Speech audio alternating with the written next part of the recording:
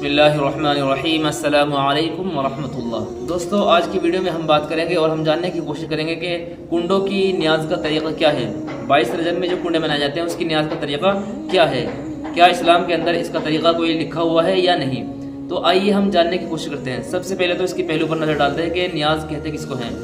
نیاز کا مطلب ہوتا ہے ایصال ثواب کرنا۔ اب وہ ایصال ثواب بہت طریقوں سے کیا جاتا ہے۔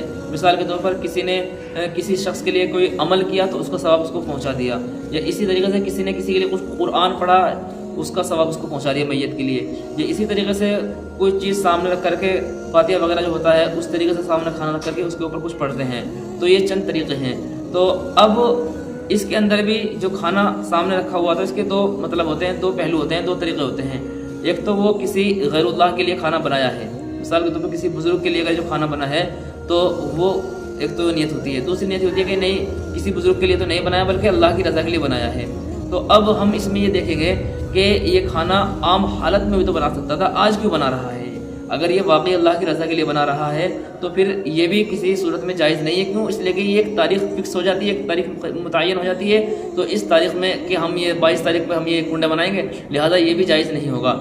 اسی طریقے سے اگر وہ غیر اللہ کے لیے بنا ہے، کسی پیر کے لیے بنا دیا ہے، کسی اللہ والے کے لیے بنا دیا ہے، تو پھر تو وہ جائز ہو ہی نہیں سکتا۔ اس لیے کہ اللہ فرماتے ہیں قرآن مقدس کے اندر وما اہل لغیر اللہ بہ، کہ جو بھی اللہ کی رضا کے ہٹ کر، جو بھی اللہ کی رضا سے ہٹ کر کے کام کیا جائے، جو اللہ کی رضا کے بغیر کسی کو کوئی جانور کو ذبح کرتا ہے تو وہ جانور بھی حرام رہتا ہے، حلال نہیں ہوتا ہے۔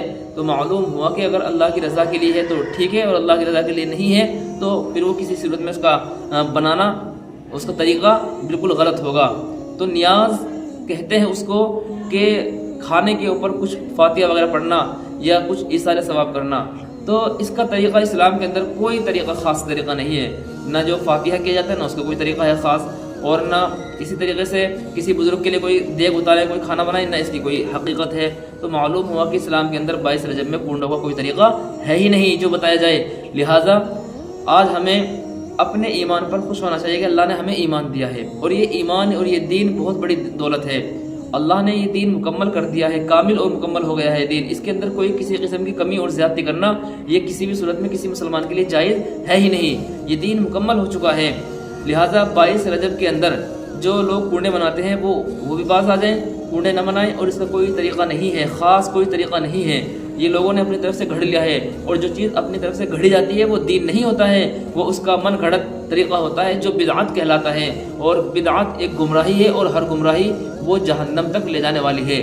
معلوم ہوا کہ یہ ساری خرابی آئیں گی، لہٰذا آپ 22 رجب میں کنڈوں سے پرہیز کریں۔ سارے مسلمان نہیں مناتے، اس کو کچھ لوگ مناتے ہیں، تو وہ بھی باز آ جائیں، اللہ کی رضا کے لیے نیک کام کریں، اللہ ہم سے خوش ہو جائے، اللہ ہم سے راضی ہو جائے۔ جہاں سے یہ دین چلا ہے، مکہ اور مدینہ سعودی، وہاں تو اس طرح کوئی رواج ہے ہی نہیں کہ کنڈے بناتے ہیں وہ لوگ، وہاں تو ہے ہی نہیں۔ تو یہ تو صرف ہماری خود ساختہ ہے، ہم نے خود بنا رکھی ہے یہ طریقہ، تو آپ لوگ اس سے پرہیز کریں۔ تو اس کا کوئی خاص طریقہ نہیں ہے، کبھی بھی جب چاہیں آپ یہ نیاز کر سکتے ہیں، لیکن طریقہ وہ یہ کہ کوئی کھانے کے اوپر کوئی چیز نہ پڑی جائے، سامنے کوئی کھانا رکھا ہوا ہے اس کے اوپر نہ پڑی جائے چیز، بلکہ ایسے ہی اللہ سے دعا مانگی جائے کہ اللہ ہم نے جو کھانا بنا کر کسی کو کھلایا ہے غریبوں کو، اس کا ثواب، مقصد تو یہ ہے کہ رضا تو یہ ہے کہ ہم آپ کی رضا چاہتے ہیں، آپ خوش ہو جائیں اور غریب کا پیٹ بھر جائے، اور اس بندے کو، فلاں بندے کو، یا جس کے لیے ہم نے نیاز کیا اس کو ثواب پہنچائے۔ اور آپ دوسروں کو تو بعد میں کرو، پہلے اپنے گھر والوں کو تو کرو، کہ جو آپ کے گھر والے ہیں ان کو ثواب کی زیادہ ضرورت ہوتی ہے، ان کے لیے آپ صدقہ کریں، خیرات کریں، ان کے لیے آپ نیک کام کریں۔